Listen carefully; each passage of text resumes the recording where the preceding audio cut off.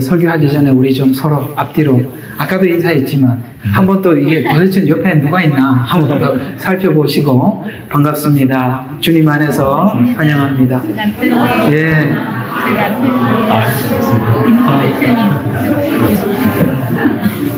이 만남과 모임이 여기에서 끝나서는 안 되는 거 아시죠?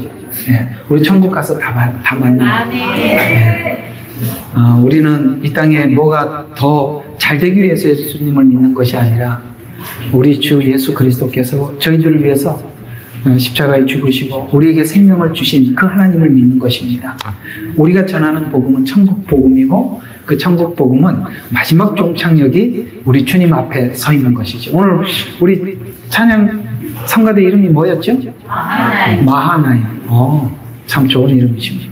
거기 아까 불렀던 찬양에 그런 찬양이 있잖아요. 구원하심이 보좌에 앉으신 하나님과 어린 양께 있도다.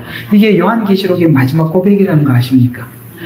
그래서 성경을 쭉 기록을 하고 가장 마지막에 그 모든 사람들이 하나님 보좌 앞에 서죠. 그때 불렀던 가사가 바로 이 이야기입니다. 이건 뭘 이야기하냐면은 저와 여러분의 신앙의 최종 종착역이 무엇을 알기를 원하십니까? 하나님께서 우리를 위해서 아들을 주신 것, 아들이 우리를 위해서 십자가에 죽으신 것, 바로 여기 그걸 다 아는 자들이 하나님 보좌에 둘러앉아서 하나님을 찬양하는 것이거든요. 사실 저도 호주에서 왔지만 다른 분들도 이렇게 미국에서 오신 분들도 계시고 또 전국 각지에서 모여. 그리고 이 교회가 보니까 버스에서 내려서 올 수 있는 거리가 아니에요. 그렇죠? 그러니까 다 뭔가 목적을 가지고 있지 않으면 올 수 없는 그런 곳에 아주 하나님께서 귀한 곳에 자리를 잡고 저와 여러분을 만나게 해주신 것입니다. 아마 여러분들 시간을 두고 이렇게 손가락으로 세면서 오늘 이 자리에 오셨을 텐데 너무 반갑죠. 네, 저도 여러분들 참 만나 뵙고 싶었고 여러분들도 저를 뵙고 싶었을 것입니다. 사실 저는 이렇게 늘 방송할 때마다 제 얼굴을 보고 하잖아요. 그게 참 이상하더라고요. 누가 이렇게 내 앞에 누가 있는지도 몰랐는데 와보니까 이런 사람들이 있었구나. 저도 뵙고 싶었습니다. 자, 우리 오늘 같이 하나님 말씀 한번 보도록 하죠. 이사야서 6장 13절입니다.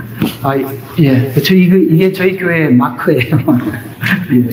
자, 한번 이사야서 6장 13절 제가 봉독해 드리도록 하겠습니다. 자, 다 같이 시작.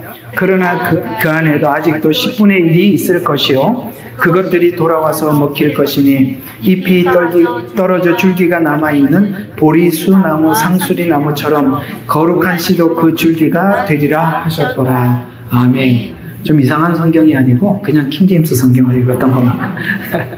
자, 이사야서 성경 구약의 중간에 있는 그야말로 초림부터 재림까지 성경책이 전체가 몇 권이죠? 66권이에요. 근데 이사야서도 66장까지 있어요. 신기하죠? 이거 뭔 이야기입니까? 이사야서에는 십자가 복음에서부터 시작하여서 재림 복음까지 모두 다 담고 있다는 것이거든요. 여기 6장은 출발점이잖아요. 출발점에 뭔가 중요한 이야기를 던지고 출발합니다. 오늘 여기 금방 읽었던 그루터기 어떤 한 나무에 관한 이야기를 하려고 하는 것이죠. 이 이야기에 들어가기 전에 이 이야기를 한번 여러분들과 접목시켜서 이렇게 한번 설명해서 들어가 보려고 합니다. 뭔가 나무가 크게 이렇게 자랐던 나무가 있었겠죠. 그런데 이 나무가 잘라져 버렸어요. 이런 과정이 있다는 걸 성경은 이야기하는 것입니다. 우리는 우리의 어떤 신앙을 내 힘과 내 의지로 어떤 나무와 같이 이렇게 살면 열매를 맺지 않을까라는 기대감 속에서 씨앗을 심었는데 그 나무를 주님이 잘라버렸어요.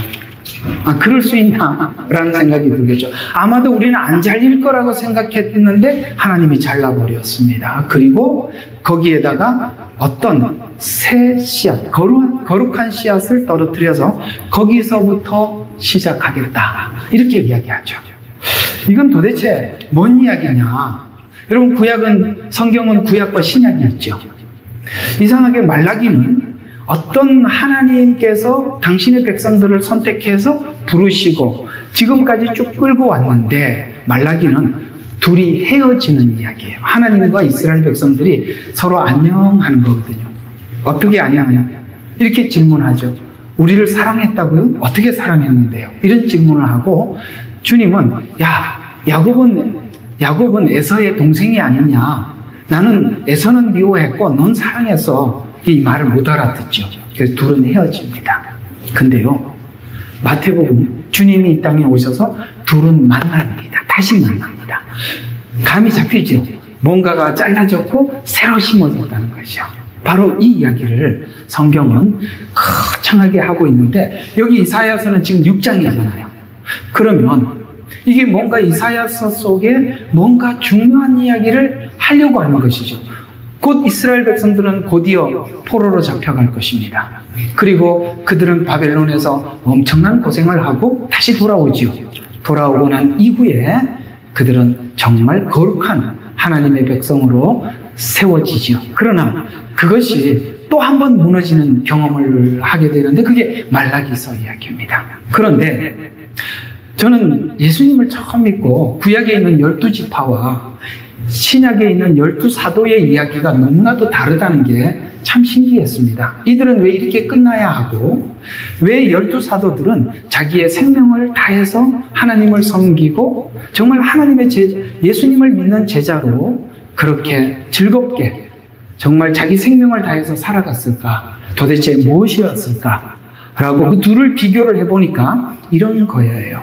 율법은 우리가 내 마음에 하나님을 사랑하지 않아도 억지로 하나님의 말씀에 복종할 수는 있어요. 그러나 그건 마음을 주지 않은 것이기 때문에 언젠가는 문제가 생기는 거죠.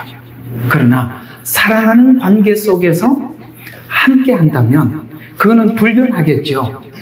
그래서 하나님은 우리의 마음을 바꾸고 우리의 마음을 새롭게 하기 위해서는 하나님도 엄청난 일을 한 것입니다. 오늘 가끔씩 자녀들 상담 이야기를 하는데 사춘기 자녀들 맞이한 얼마나 힘들어요. 그죠? 참 힘들어요. 그래서 그런 분들에게 제가 이런 이야기를 합니다. 우리도 애들 키우느라고 힘들지만 하나님도 우리 키우느라고 무지 고생하십니다.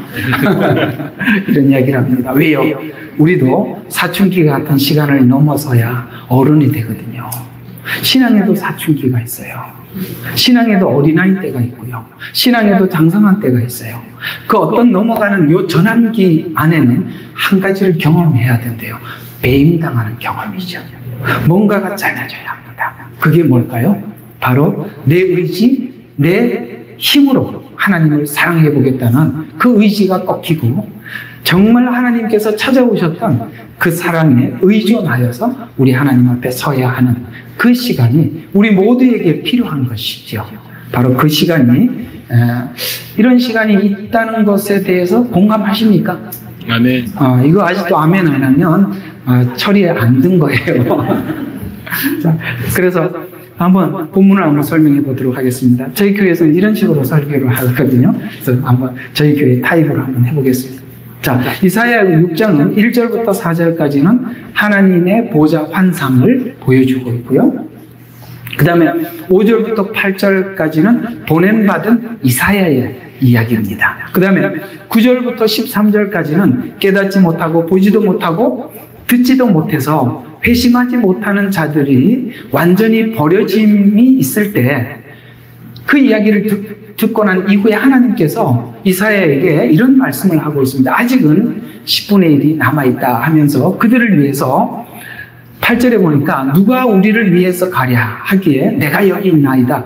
나를 보내주십시오. 라는 것으로 시작합니다.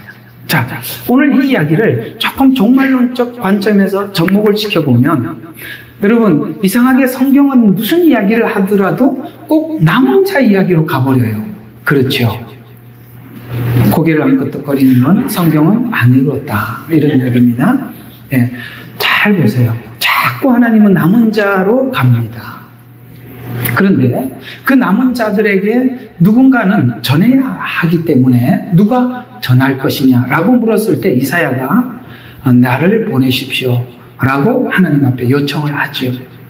어쩌면 저는 이 모임이 너무 신기하죠. 그렇죠. 여기에 우리가 어떤 사람들이 모여있는 거 우리 서로 다 알고 있잖아요. 그렇죠? 그래서 이 마지막 때 누군가가 이 시간을 알려야 하는 사람이 필요하죠. 오늘 이사야와 같이 부름을 받은 사람들 아니겠습니까? 좀 가줄래? 라고 할 때 우리는 이사야처럼 저도 갈 수밖에 없습니다 라고 고백할 수밖에 없는 그런 사람으로 하나님 우리를 만들어 가고 있다는 것도 우리 모두 다 느끼는 부분들 아니겠습니까? 네, 모두 다 고개를 끄덕거려 주시기를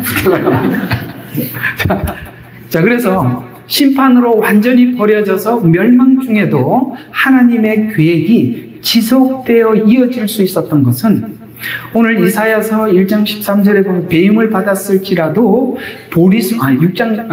배임을 받았을지라도 보리수 나무와 상수리 나무처럼 거룩한 씨도 그 줄기가 되기 때문이라고 하시고 있습니다. 즉 그리스도기와 뿌리가 남아있다는 것이죠. 잘려버리면 끝난 것 같아도 그게 뭔가 접붙임을 받는데 이상하게 하나님이 접붙임을 하게 하세요. 이걸 지금 여기 있는 이 이사야서 이야기를 나중에 바울이 로마서 9장부터 11장에서 다시 한번 이렇게 언급을 해요.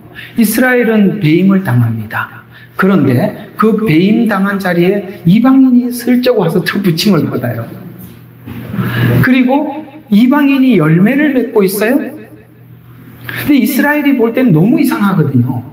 자기들은 처음부터 하나님이 선택했고 지금까지 하나님께서 그들의 인생 속에 간섭하셔서 살아와서 하나님을 기쁘시게 하겠노라고 했지만 말라기에서 헤어지더라는 거예요. 그런데 놀랍게도 복음도 받아본 적이 없고 하나님을 알지도 못했던 이방인들이 주님을 사랑함으로 열매를 맺는 모습을 보고 아니 쟤들은 왜 그렇지? 이렇게 해서 마지막 때 이방인들의 그 아름다운 복음의 열매를 맺는 걸 보고 이방인들이 다시 돌아오더라는 거죠. 이것이 바울이 본 배임당한 그루터기에 어떤 거룩한 씨앗이 이렇게 접붙임을 받아서 새롭게 되는 모습을 바라보시고 처음에는 유대인들에게 복음을 줬지만은 그 복음이 이방인들에게 흘러가서 그들이 그 복음을 하나님을 사랑하는 사랑의 사람으로 변화되어서 하나님 앞에 기쁨으로 자기 자신을 드리는 그런 사람이 되었고 다시 이것을 본 유대인들은 자기들은 자기 의지로 결코 열매를 맺을 수 없는 존재라는 것에 대해서 하나님 앞에 신앙 고백을 하고 이제 이방인들에게 본 그 신앙을 그들이 다시 회복하게 될 시간이 언제라고요? 그게 요한계시록 이야기입니다. 느닷없이 요한계시록이 거기서 나와 이렇게 이야기하겠지만 잘 보세요. 바로 그 이야기입니다. 그래서 이 마지막 때 이 시간은 유대인들의 회복의 시간이면서 더하기 이방인들이 하나님 앞에 수도 없는 민족들이 돌아오는 시간입니다. 그래서 저는 정말 하기 싫은 단어 중에 하나가 뭐냐면 7년 환란이라는 단어를 빼고 싶어요. 환란이 아니에요. 잘 보세요. 추수기입니다. 아멘. 그래서 그 시간에 오늘 이 이사야 같은 사람이 절실하게 하나님 앞에 필요한 거예요.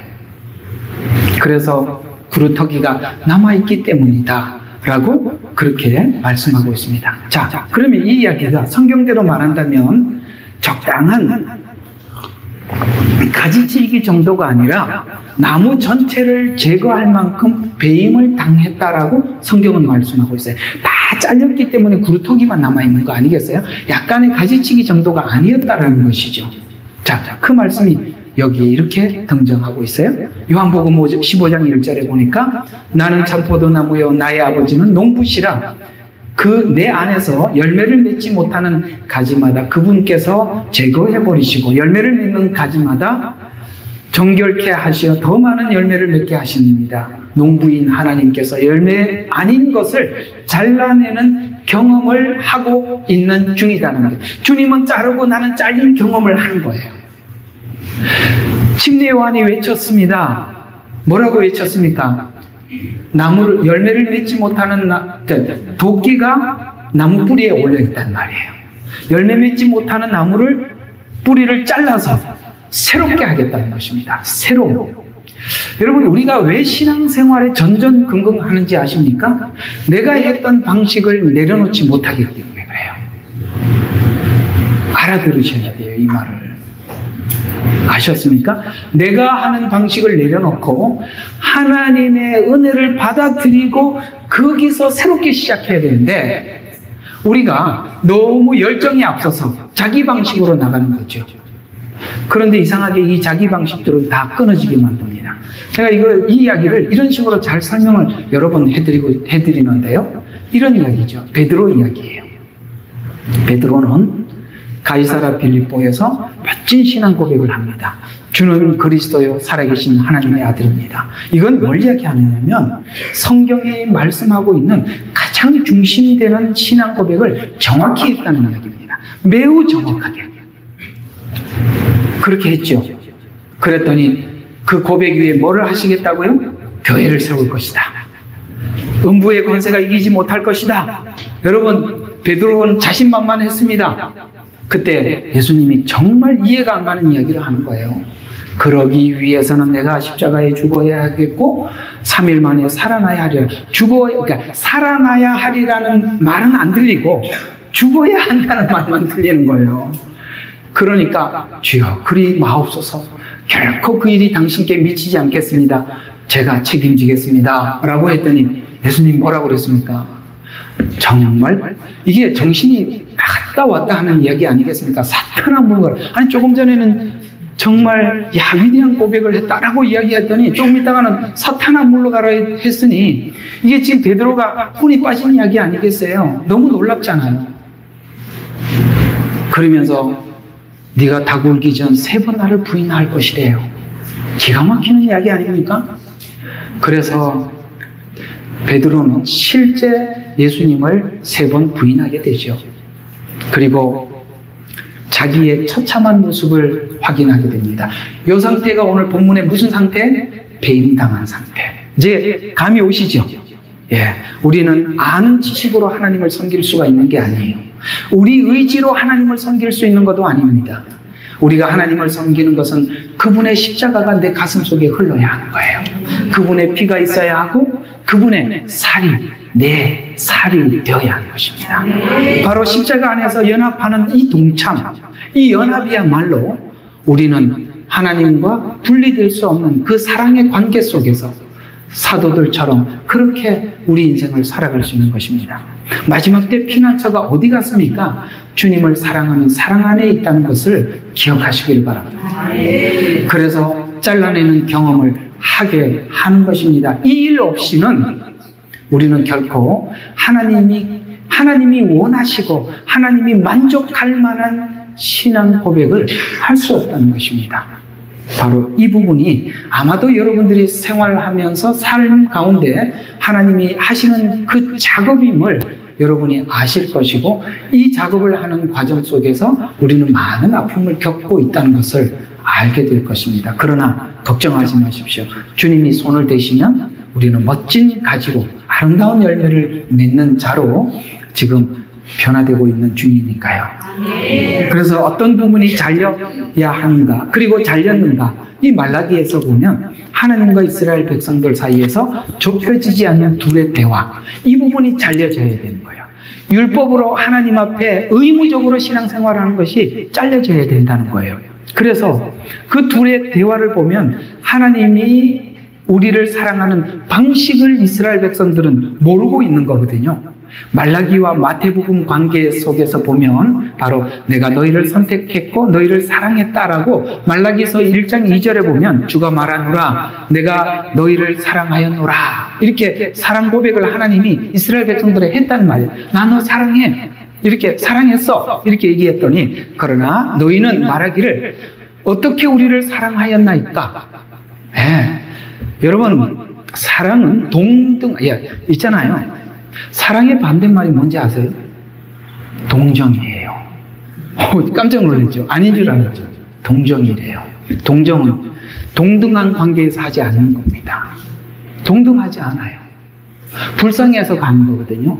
사랑은요, 동등한 관계에서 고백이 오고 가는 거예요.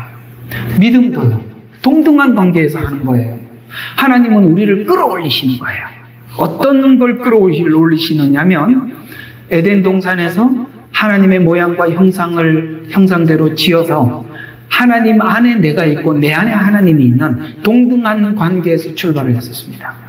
그러나 죄를 지은 인간은 그 모든 것을 잃어버리게 되죠. 그것을 회복시키기 위해서는 하나님은 자기 아들을 십자가에 못 박아 죽여서 우리의 마음을 얻어야 했던 것입니다. 그렇게 해서 우리를 그 사랑의 자리로 초대한 거거든요. 그런데 내 의지로 무너지는 이야기를 오늘 말라기에서 하면서 하나님은 이스라엘 백성들을 사랑했다고 고백을 하는데, 이 사람들은 너희가 말하기를 어떻게 우리를 사랑하였나이까? 라고 하나님의 사랑에 대한 의심. 여러분, 근데 이걸 좀 아셔야 될 부분이 뭐냐면, 말라기 시대 때 이스라엘 백성들은 아마 내가 신앙이 엉망진창일 때 살았던 것처럼 이렇게 살았을 것이다라는 생각을 꿈에도 하지 마십시오. 그 당시에 그들의 종교성은 탁월했습니다. 그들은 하나님 앞에 헌물을 드리기 위해서 아주 먼 곳에 가서 그 향유를 가지고 하나님 앞에 드리기도 했고요.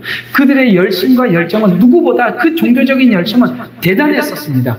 그럼에도 불구하고 하나님은 그들과 함께 할 수가 없었고, 참 말라기에서 이상한 말을 합니다. 하나님께서 야, 쟤들 저렇게 헌물 가지고 오는 거 나 보기 싫으니까 누가 문 좀 닫아라, 내가 꼴 보기 싫다, 이런 말을 할 정도로 서로에는 너무나도 괴리가 있었다는 거예요. 뭐가 없어서 그래요? 행함은 있었으나 열정은 있었으나 마음이 떠나간 상태 아니겠습니까? 우리는 하나님과 마음이 떠나면 모든 것이 떠난 거고, 하나님과 마음이 연합하면 모든 것이 하나가 되어 있는 거거든요. 그러면서 어떻게 사랑했냐라고 물으니까 에서는 야곱의 형제가 아니냐, 그러나 내가 야곱은 사랑했고 에서는 미워했다, 이 말을 못 알아들어요. 이 대화의 요점은 내가 너희를 선택했고 사랑한 것이 내 주권이었고 내 사랑이었다. 선택해서 은혜를 주었고 내 신앙을 자라게 해주었고, 그 다음에 너희들을 위해서 영생을, 천국을 준비해 주었다 라고 말을 했지만, 그들은 이것이 얼마나 귀한 것인지 그 가치를 모르는 거예요. 이게 첫째 아들과 둘째 아들 비유 아니겠습니까? 첫째 아들은 아버지 안에서 모든 혜택을 누림에도 불구하고 뭘 모르죠? 그것이 얼마나 값지고 얼마나 귀중한 것인지 몰랐습니다. 둘째 아들은요, 갔다 와 보니까 알잖아요. 갔다 와 본 사람 손 좀 들어봐요. 가려고 하세요? 뭐 손 안 들어도 아마 여러분들 다 비슷한 그 어떤 형편 속에 있을 것입니다. 그러나 그 시간조차도 하나님 손 안에, 그 시간조차도 하나님 손 안에 있는 시간, 돌아와서 그저 아들이 무슨 소리입니까? 저는 종의 하나로만 해도 충분합니다 하고 돌아왔더니 잘 돌아왔대요. 기다리고 있었어요.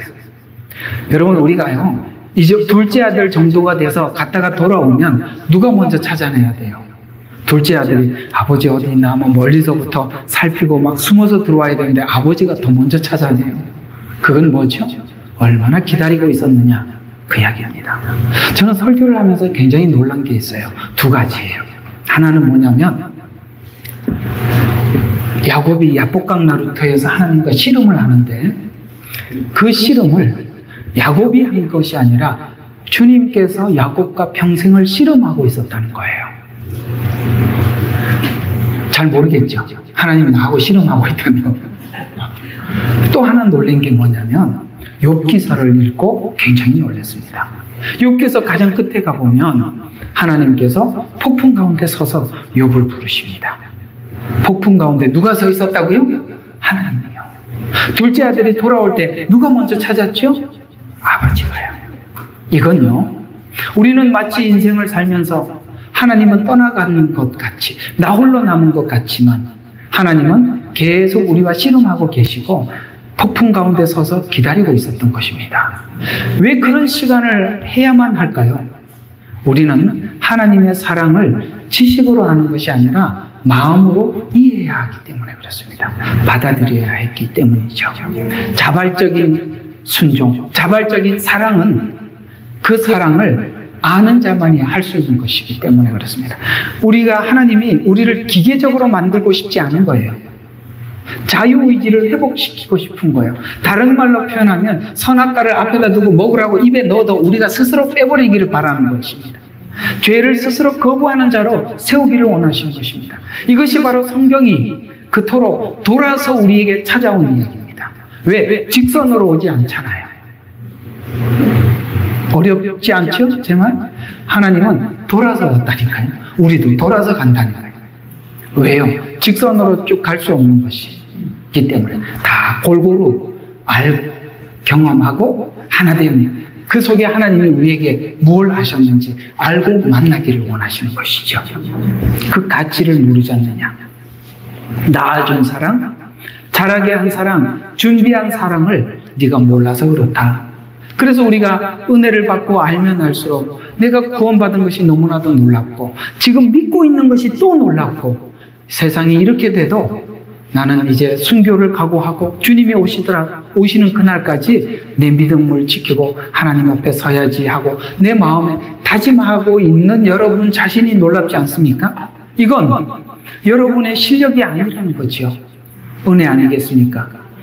그래서 낳고 자라고 키워주신 은혜를 모르면 오늘 이스라엘 백성들이 말라기에서 고백한 것처럼 이렇게 살 수밖에 없는 것이죠. 형식, 자기 목적만을 위해서 살게 되는 것입니다. 이스라엘 백성들이 그토록 우상 숭배를 한 이유는 자기를 위해서 하나님을 믿었기 때문에 하나님은 끊임없이 그것은 신앙이 아니라 너를 위해서 한 거 아니냐라고 우상 숭배라고 계속 지적해 나가는 것처럼 하나님 우상 숭배의 때를 벗어버리고 그 하나님과 우리 사이에 어떤 것도 끼어있지 않는 순수한 사랑으로 하나가 되기를 원하는 거예요. 사랑에 조건이 붙으면 서로가 괴로운 겁니다.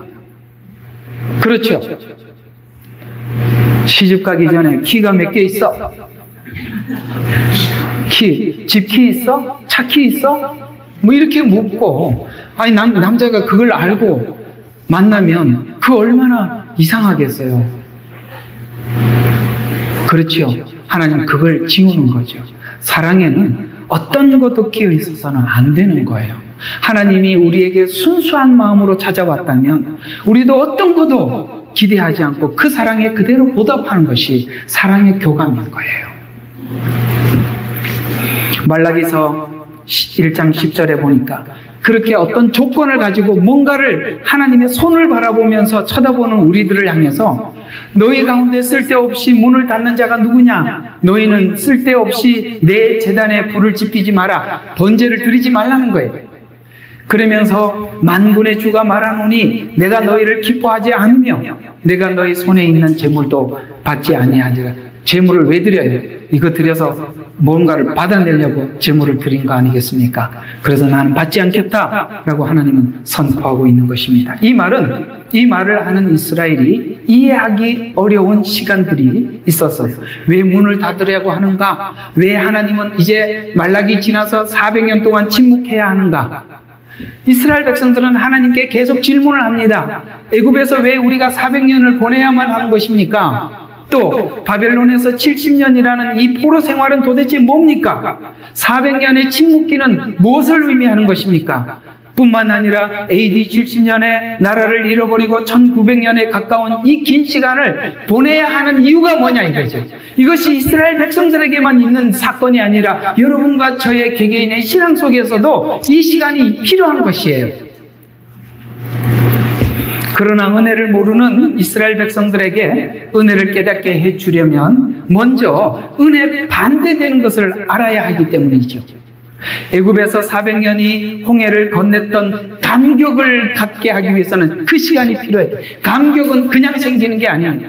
첫째 아들에게 아무리 감격될 만한 것을 갖다 줘도 이게 어떤 가치를 갖고 있는지 모른다 이 말이에요. 여러분들이 세상 가운데 주님 앞으로 돌아오는 과정 속에 하나님께서 간섭하신 거 아시죠? 그래서 우리가 주님을 만났던 감격이 있는 것입니다. 그 다음에 바벨론의 70년이라는 시간은 거짓 선지자들의 말을 더 이상 따르지 않게 만든 거예요. 그렇구나. 참 선지자들이 했던 말이 옳구나. 그것을 그들이 바벨론에서 뼈저리게 느끼고 돌아오는 것이 아니겠습니까? 그래서 이 바벨론의 70년 생활이 거짓 선지자들의 말을 거부하게 되고 참 선지자들의 말을 듣도록 만들었던 것이고요. 400년이라는 침묵기는 말라기 신앙에서 나와 광야에서 외치는 침례의 요한의 소리를 듣기 위해서 그들이 광야로 스스로 달려가게 만들었다는 것이죠. 1900년이나 가까운 떠돌이 생활을 하고 있는 그 이스라엘의 생활은 마지막 때 주님의 재림 때 그들은 애통하는 회개로 다가오게 될 것입니다. 이 두 가지는 하나님이 일하시는 놀라운 밸런스예요. 우리가 하나님 앞에 똑바로 서 있고 변함없이 바른 신앙생활을 하고 있는 그 순간은 성공한 시간이고 잠자고 무너진 시간은 없는 시간이 아니라 이 시간은 다음 시간을 붙잡기 위한 하나님의 놀라운 섭리라는 거예요. 이 시간들은 이것을 알게 하기 위한 시간인데 바로 430년이라는 애굽의 시간은 그들이 애굽에서 나온 이후에 출애굽기 15장에 보면 모세와 이스라엘이 주께 노래하면서 주는 나의 힘이요 나의 노래십니다. 나의 구원이 되셨습니다. 라는 그런 하나님께 찬양하는 시간을 하나님이 준비한 것이고요. 400년 동안 이 침묵기는 드디어 예수님께서 광야에서 산상칠복을 외칠 때 애통하는 자는 심령이 가난한 사람, 애통하는 자, 온유한 자, 의에 줄이고 목마른 자, 자비로운 자, 마음이 순결한 자, 화평케 하는 자, 의로 인해서 핍박받는 자들이 복이 있다는 이 선언에 그들은 주님 앞에 나오게 되었던 것이에요. 그래서 정말 저는 이 산상팔복이요 너무나도 그래서 이 400년의 침묵기는 그들을 애통하게 만든 거예요. 심령이 가난하게 만든 거예요. 놀랍지 않아요? 말라기서의 이스라엘 백성들의 반응과 예수님이 오셔서 산상수훈할 때 이스라엘 백성들의 반응은 너무나도 다르지 않습니까? 그것이 무엇이 그렇게 만들었다고요? 침묵이. 그래서 때로는 하나님은 우리에게 바벨론 포로 생활과 같이 뒹굴게도 하시고 왜요? 그래야 들을 귀가 생기거든요. 설교를 해보면 조는 사람들은 아직 덜 답답한 거예요. 그렇죠? 아니 또 뭐 답을 안 받아도 되니까 조는 거 아니겠어요? 잠이 확 달아나죠. 자, 성도들의 개인적인 환난을 넘어서 구원이 오직 하나님과 어린 양께 있음을 알게 하기 위해서 마지막 때 요한계시록 4장 아까 그 불렀던 찬양 10절과 12절에 24장로가 면류관을 벗어 던지며 영광과 존귀와 권세 받으시기에 합당합니다 라고 하나님께 올려드리죠. 이건 십자가를 모르는 사람은 결코 할 수 있는 찬양이 아닙니다. 내가 믿어서 구원을 받았다라고 하는 사람들은 면류관을 주면 절대 안 벗으려고 이렇게 자무새로 채우고 누구처럼 사울처럼 한번 씌우니까 안 벗지 않습니까? 그거 안 벗으려고 평생 도망다니는 게 평생 다윗을 죽이려고 쫓아다니지 않습니까? 다윗은 달랐어요. 압살롬이 다윗을 잡으러 온다는 소식을 듣자 그는 그 왕관을 벗어놓고 도망가 버립니다. 무슨 이야기죠? 사울은 안 벗으려고 했고 다윗은 벗어버렸습니다. 무슨 이야기냐면 자기에게 준 명예는 아무 의미가 없다는 거예요. 우리는 세상의 명예도 의미가 없어요. 아무것도 우리에게 가치가 없어요. 이해가 가십니까? 그래, 그 증거가 하나님께 그 면류관을 내려놓을 줄 아는 거예요. 그만해라 그러면 네, 더 가라 그러면 네, 이렇게 하죠. 네? 하나님 더 가고 싶은데요? 이렇게 하지 않는다 이 말입니다. 자, 그래서 7장 10절에 보면 구원이 보좌에 앉으신 우리 하나님과 어린 양께 있도다라고 이렇게 고백을 하도록 하나님은 우리를 만들어 가시는 것입니다. 이 은혜를 알기까지 우리는 꼭 이런 필연적인 과정을 지나야 하는데 찍혀야 하고 배임을 당해야 하고 배임을 당한 적이 있는 이스라엘은 문을 닫으라는 말을 들었던 이스라엘 그들은 이제 그간 팔복으로 준비되어 있었던 것입니다. 배임을 받은 경험이 있는 이스라엘이 이 경험이 겸손케 만들었고 낮아지게 만들었고 가난하게 만들었던 것이죠. 자신들의 열매를 확인하고 형식과 종교로 포장된 가식을 청산하고 이제는 복음 안의 열매를 얻기 위해서는 우리 모두가 이 경험이 필요한 것입니다. 그래야 우리는 거룩한 씨앗으로 회복되어 돌아오기 때문입니다. 이것을 경험한 사람들의 행보는 바로 하나님을 향해서, 세상을 향해서 가던 우리의 발걸음을 과감하게 되돌려서 그 거친 광야를, 세상을 힘차게 올라가게 만드는 것입니다. 지금부터는 희망찬 이야기입니다. 그래서 이 시간을 통해서 달라진 것은 이제 하나님과 시선을 맞추고 거친 광야를 힘차게 올라오게 만들죠. 이것은 거친 광야와 같은 포로 생활을 지나 거룩한 씨앗이 되어 힘차게 올라오는 자들인데, 그것이 바로 주님을 사랑하는 사람들이 가는 길, 그것이 아가서 이야기예요. 자, 아가서로 이야기를 좀 돌려보도록 하죠.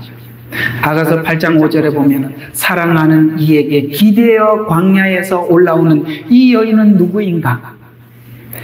여러분, 이 광야를 어떻게 올라오신다고요? 그분에게 기대어 올라가는 거예요. 옛날에는 혼자 갔거든요. 이제는 기대어 간 거예요. 내가 너를 사과나무 아래서 일으켰도다. 거기서 내 어머니가 너를 낳았고 너를 낳은 그 여인이 거기서 너를 낳았도다. 이 사랑이 광야 같은 시련의 시간을 통해서 그리스도의 십자가에 동참하여 예수님께서 우리를 어떻게 사랑하셨고 어떻게 십자가의 길을 걸었는지를 보고 자신도 예수님이 걸어가셨던 십자가의 길을 걸으면서 그 거친 광야를 지나서 거침없이 그 길을 올라가는 것입니다. 배임을 당하면서 경험한 것이 지난날 찾아온 사랑을 배척했던 그 사랑을, 그 게으름을 후회하게 만들고, 슐라미 여인은 지난날 찾아온 사랑에 대한 가치를 몰라 그가 하나님께서 찾아왔을 때 우리가 게으르게 반응을 했지만, 이렇게 게으르게 반응했던 것, 여러분 그 게으른 반응을 한번 소개할 테니까 이렇게 반응했는지 한번 스스로 맞춰보세요. 자, 이렇게 말했대요. 주님이 찾아와서 문을 두드리니까 안에서 누워서 이렇게 말을 했대요. 눈 한 개만 뜨고, 내가 잘지라도 내 마음은 깨었는데. 참 이상하죠. 나 살아있다니까요. 이러고 하면서 일어나지는 않고, 살아있다니까. 이러고 앉아있는 거예요. 그래서 내가 잘지라도 내 마음은 깨어 있습니다. 두드리는 것은 내 사랑이 하는 이의 음성이라. 음성은 들어요. 그런데 고백은 말로만 하고 앉아있는 것이죠. 말하기를 그런데 밖에서 이렇게 이야기해요. 나의 누이, 나의 사랑, 나의 비둘기, 나의 더럽지 않는 이야, 내게 문을 열어다오. 나의 머리에는 이슬이 언제쯤 내려요? 새벽에 내리잖아요. 새벽까지 문을 두드렸답니다. 나의 머리털에는 밤이슬로 가득하였도다.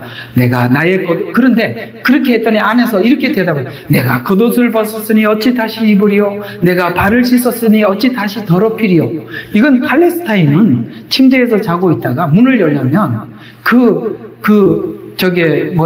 흙바닥을 가서 문을 열어주고 와서 또 발을 씻고 누워야 되니까 귀찮은 거예요. 그래서 나 다 듣고 있어요. 걱정하지 마. 나 살아있으니까 문 두드리지 마. 이렇게 말을 하고 있었어요. 그 말이지 않습니까? 우리가 하나님께서 여러분 각자에게 요구하는 것들이 있어요. 그것에 대해서 여러분들이 이렇게 하나님 앞에 늘 대답하고 누워 있었다는 거예요. 아무것도 하지 않고 말로만. 그게 게으름이라는 거예요. 웃지 마세요. 계속 웃지 마세요.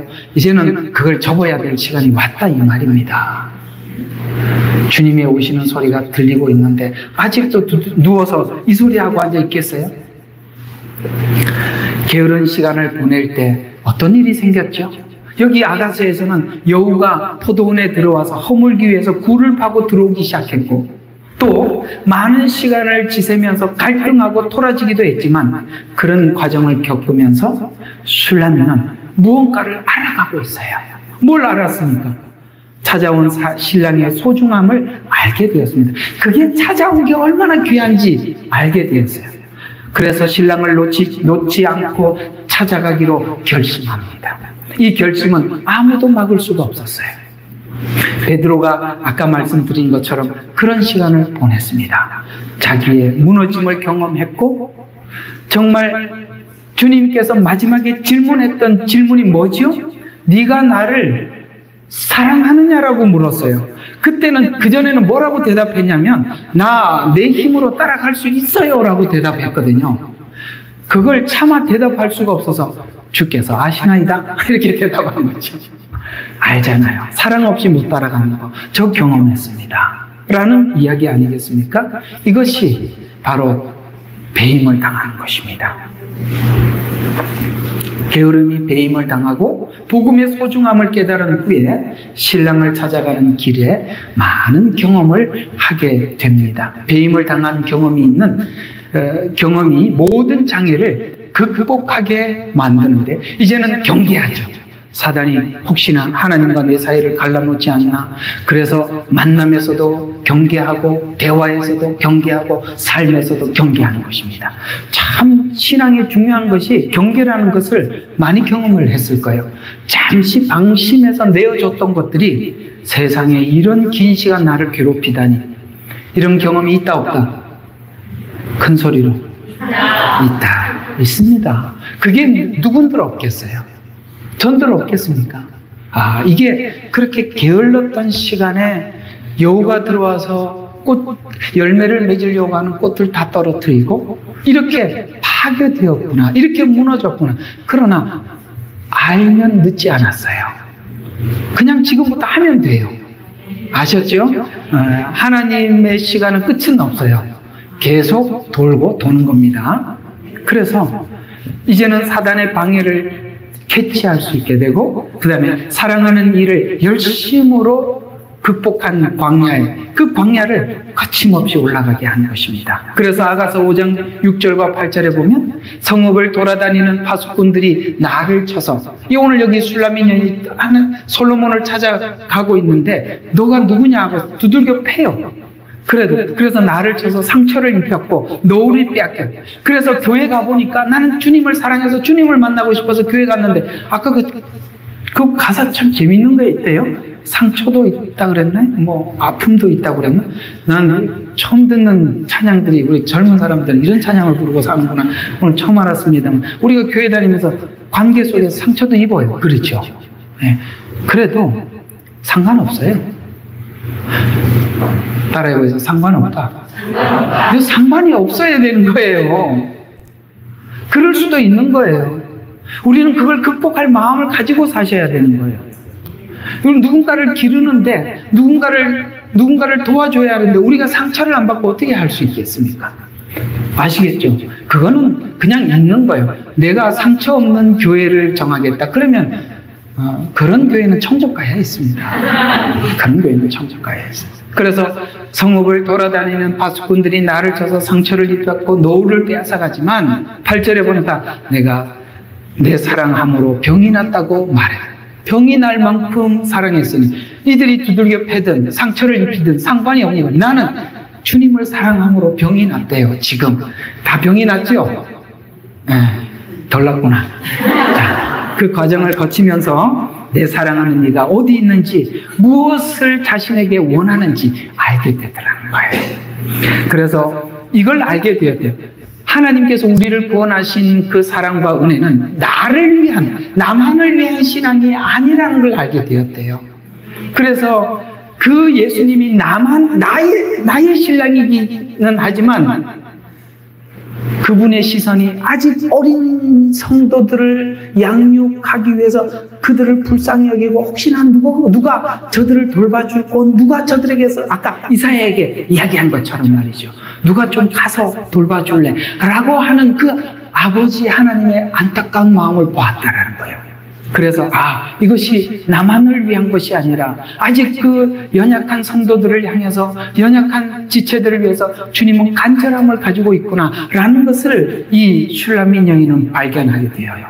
그래서 고난을 감수하며 주님을 찾아 거친 들을 올라오는 자와 주님의 부탁을 거절하지 못하고 복음을 전파하는 자들은 지난날 자기 의지로 하나님을 섬기는 것이 아님을 배임을 당했던 그 경험이 하나님의 사랑과 사랑의 관계 속에서 연결됨을 알게 된 이후에 고난을 통해서 자신의 이기적인 사랑을 보게 되었고 찾아와 주셨던 솔로몬이 얼마나 소중한 존재인 것을 알게 되어서 그러자 슐라미 여인은 솔로몬을 찾아 나서고 성문을 지키는 자들에게 조롱을 당했지만 사랑하는 이를 찾는 슐라미의 그 열정은 막지 못했어요. 그래서 슐라미가 솔로몬을 찾는 동안 솔로몬은 아가서 3장 7절에 보면은 슐라미가 탈 가마를 보내고 용사를 보내서 슐라미 여인을 보호하고 있다. 이게 무슨 말이냐면 이게 3장 7절의 말씀은 주님께서 그 당시에 신랑이 신부를 데리고 오기 위해서는 가마를 보내서 태워서 간단 말이에요. 그래서 그걸 여러분 이게 무슨 이야기 같아요? 예수님께서 휴거예요? 네. 제가 네. 휴거를 하니까 내가 지금 갑자기 말이 막힌다. 초림복음으로 보면 이 이야기입니다. 예수님께서 내가 가는 것이 유익하다. 내가 가면 성령님을 보내주셔서 너희들을 죄에 대해서, 의에 대해서, 심판에 대해서 말해줄 뿐만 아니라 너희들을 보호해 주실 것이다 라는 이야기입니다. 성령님을 보내주셔서 우리 마음속에 그리스도를 알게 하는 확증을 주신 거죠. 그게 가마. 물론 재림복음 안에서 이 가마가 휴거라는 말, 그건 다른 이야기니까 그때 이야기하기로 하고요. 이렇게 하나님께서는 성령님을 보내셔서 우리를 보호하고 계신답니다. 하나님의 감동적인 사랑은 슐라미가 광야를 지나가게 하고 그 방해자들을 물리치게 했습니다. 그래서 아가서 3장 4절에 보면은 나의 사랑하는 이가 문구멍으로 손을 들이미니 그에게로 내 마음이 움직였도다. 그래서 끊임없이 변함없이 나는 마음이 흐트러졌지만 변함없이 찾아오시는 그 주님의 손길을 보고 내 마음이 움직이기 시작했대요. 그러면서 내가 나의 사랑하는 이에게 문을 열어주려고 일어나니 내 손에는 모략이 떨어지고 내 손가락에는 향기로운 모략이 내 손잡이에 떨어지는 도다. 여러분, 모략은 죽은 시체, 방부제 처리하는 것입니다. 십자가의 은혜를 알게 되었다는 것이에요. 바로 십자가에서 만나야 되는 거예요. 결국은 우리가 어디서 주님을 만나야 되는가? 십자가에서 만나야 돼요. 그래서 십자가에서 만남을 통해서 만들어지지 않은 신앙의 모형들은 언젠가는 무너지게 되어 있어요.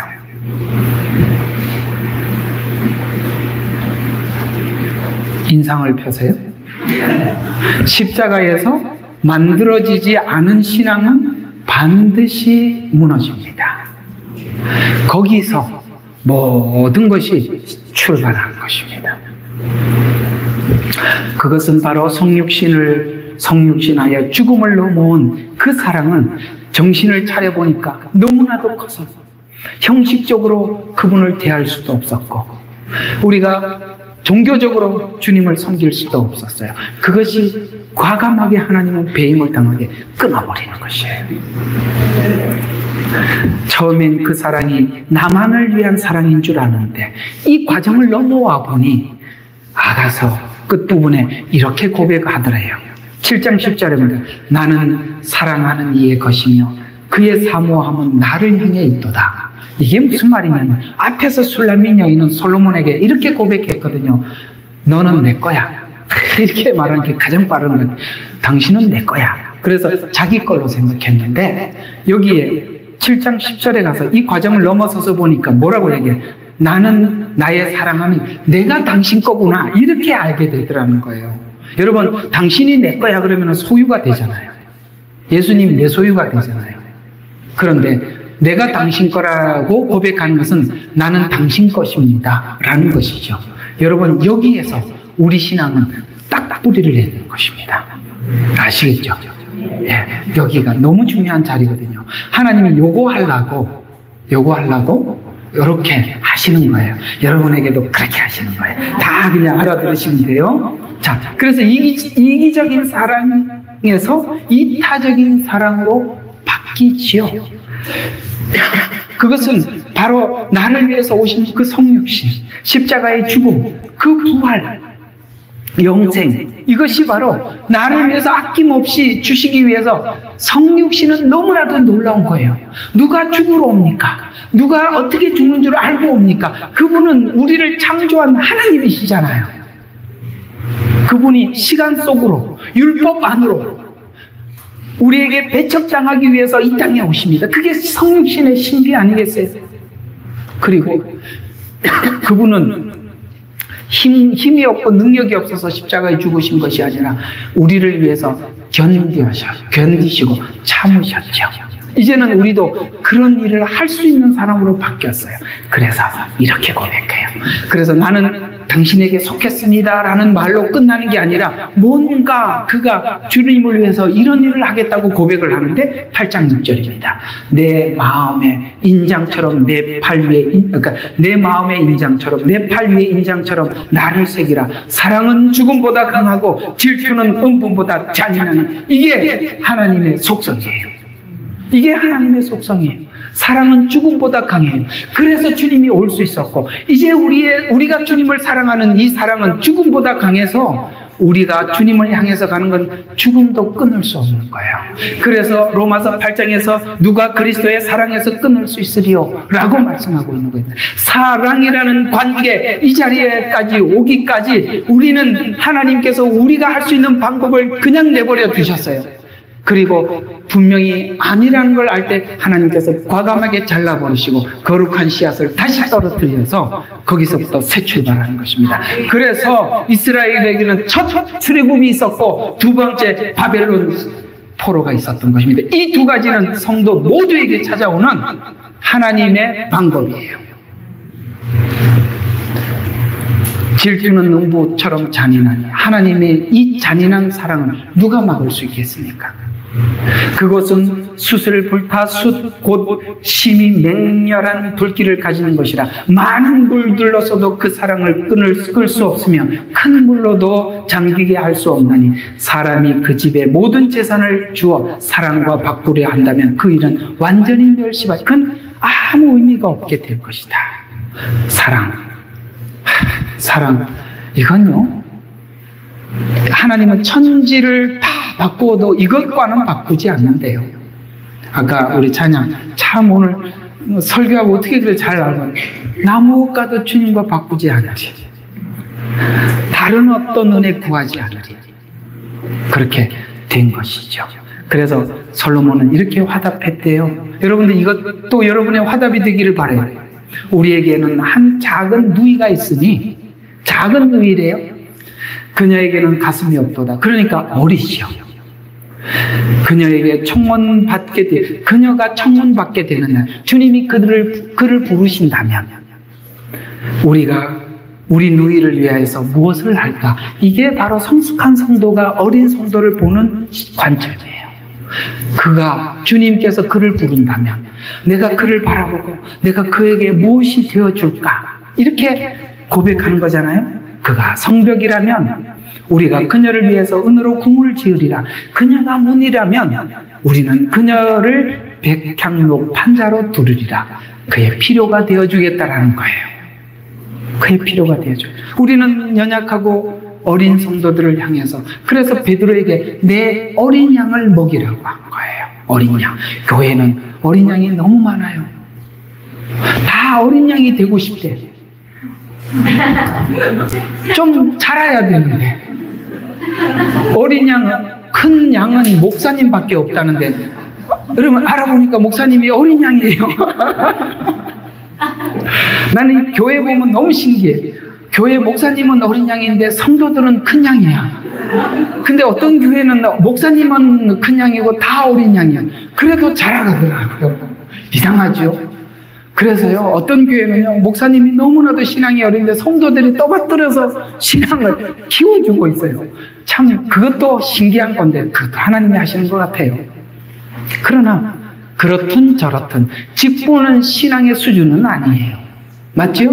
직분은 신앙의 수준은 아니에요. 그러기에, 누가 뭐든지 상관없이 내가 어린 성도들을 위해서 무엇이 되어줄까? 라는 마음으로 우리 옆에 있는 교우들을 보면 뭐가 해야 될 일이 생각이 나지. 이거 틀렸네? 저거 문제있네? 이런 거 안 보이잖아요. 여기서 활짝 웃으셔야 합니다. 자, 배임을 받은 구루터기는 광야를 지나고 예수님과 십자가의 길을 걸으며 알고 배우게 된 사랑을 가진 자들입니다. 이들은 이것을 너무나도 잘 압니다. 로마서 1장에서 8장까지 십자가가 무엇을 했는지 배우고 설명을 하다가 8장 끝에 아까 누가 그리스도의 사랑에서 끊을 수 있으리요. 그 사랑에서 끊을 수 없느니라라는 말로 복음을 딱딱 막을 내는 거예요. 사랑이라는 걸로 딱딱 이렇게 끝을 내는 거예요. 여러분, 구원은 여러분들이 알고 있는 지식이 구원의 확신으로 갈 수는 없어요. 결국에는 구원은 하나님의 성품의 모든 걸 맡기는 겁니다. 끝에 가보면 사랑의 모든 걸 거는 겁니다. 그거예요. 나는 사람들이 구원에 확신이 있냐고 묻는 것처럼 이상한 말이 없어요. 자기만 확신이 있으면 뭐예요? 하나님이 아무 관련이 없는데. 그렇잖아요. 네, 우리는 배우면 배울수록 그 십자가에서 사랑을 배우는 거예요. 거기서 그냥 꼬꾸라지는 것이고 그저 감사할 뿐인 거예요. 그러기 위해서는 지금 하나님은 나를 위한 하나님이라고 생각하며 신앙생활을 했던 나무를 자르고 있는 중입니다. 배임을 당한 그 자리에서 다시 십자가를 접붙여서 십자가에서 함께 걷고 동행해서 맺은 그 사랑에서 새로운 싹이 나고 열매를 맺게 될 것입니다. 자, 결론적으로 주님과 동행하는 걸음, 7년 환난, 죽음, 우리는 이 강을 건너고 또 건널 것입니다. 뭘로요? 사랑으로. 광야가 눈앞에 다가오고 있지만 죽음보다 강한 사랑을 알았고 그 사랑으로 우리는 주를 위해서 죽을 수 있는 자로 하나님은 새롭게 만들어가고 있는 것이죠. 이 사랑을 아는 자들이 남은 자들이고 이 남은 자들은 이렇게 살았대요. 요거까지 같이 읽고 마치죠. 자, 히브리서 11장 32절부터 40절까지 읽고 오늘 말씀을 마치도록 하겠습니다. 히브리서 11장 32절에서 40절입니다. 제가 오늘 이렇게 킹제임스 성경을 가지고 와서 여러분들과 좀 다를 수 있지만 각자가 자기 성경으로 읽기로 해요. 32절부터 자, 다 같이 자, 시작. 내가 무슨 말 하리요? 기드온, 바락, 삼손, 입다, 다윗 또한 사무엘과 선지자들에 관하여 말하려면 내게 시간이 부족하리라. 그들은 믿음을 통하여 왕국을 정복하기도 하고 의를 이루기도 하고 약속을 받기도 하고 사자들의 입을 막기도 하고 불의 세력을 소멸하기도 하고 칼날을 피하기도 하며 연약한 중에 강하게 되기도 하고 전쟁 중에 용맹스럽게 되기도 하며 외적들을 패저주하기도 하며 여자들은 그들의 죽은 자들을 다시 살려받기도 하고 어떤 사람들은 고문을 당하면서 굳이 면하려 하지 아니하였으니 이는 그들이 더 좋은 부활을 얻고자 함이라. 어떤 사람들은 잔혹한 조롱과 채찍질과 시련을 받았고 더욱이 결박당하고 감옥에 갇혔으며 돌로 맞고 톱으로 켜지고 시험을 당하고 칼로 살해되었으며 양의 가죽과 염소의 가죽을 쓴 채 유리하며 궁핍과 고난과 학대를 당하였느니라. 세상은 그들이 살만한 데가 못 되었으므로 그들이 광야와 산속과 동굴과 토굴에 유리하여 그 사람들은 모두 믿음을 통하여 좋은 평가를 얻었으나 그 약속을 받지 못하였으니 하나님께서는 우리를 위하여 어떤 더 좋은 것을 예비하사 우리가 아니고서는 그들을 온전케 되지 못하게 하셨느니라. 아멘. 다 지나갔습니다. 우리는 이렇게 지나갈 것입니다. 우리가 어떤 상황이 찾아오면 이렇게 반응할 것입니다. 누가요? 하나님을 사랑하는 자가. 기도하고 마칩시다. 하나님, 오늘은 우리가 일생을 살아가면서 왜 내 의지가 꺾여야만 했는지 봤습니다. 내 의지가 꺾이고 그 사랑의, 그 십자가의 사랑이 내 가슴 속에 흘러 들어올 때 우리는 흔들림 없이 주님을 따르게 될 것입니다. 사랑은 죽음보다 강하다고 했습니다. 하나님, 그 사랑이 내 마음속에 있다면 이 마지막 때 두렵지 않습니다. 우리는 이 강을 건널 수 있습니다. 오늘도 하나님 앞에 답을 구하여 이 자리에 온 사랑하는 당신의 백성들을 기억하여 주시옵소서. 하나님, 오늘 이 말씀을 저들 가슴 속에 심어 주시옵소서. 주님의 얼굴을 구하게 해 주시옵소서. 그래서 사랑하는 그 주님, 언젠가 그 앞에 서서 멸관을 벗어 던지며 구원하심이 하나님과 어린 양께 있습니다. 그렇습니다. 하나님이 하셨습니다. 예수님께서 하셨습니다. 이 사랑의 고백을 우리가 입술로 행하는 자가 아니라 가슴속 깊이 그 사랑을 고백하는 자로 세워지게 하옵소서. 감사드리옵고 우리를 구원하신 예수 그리스도의 이름으로 기도드렸습니다.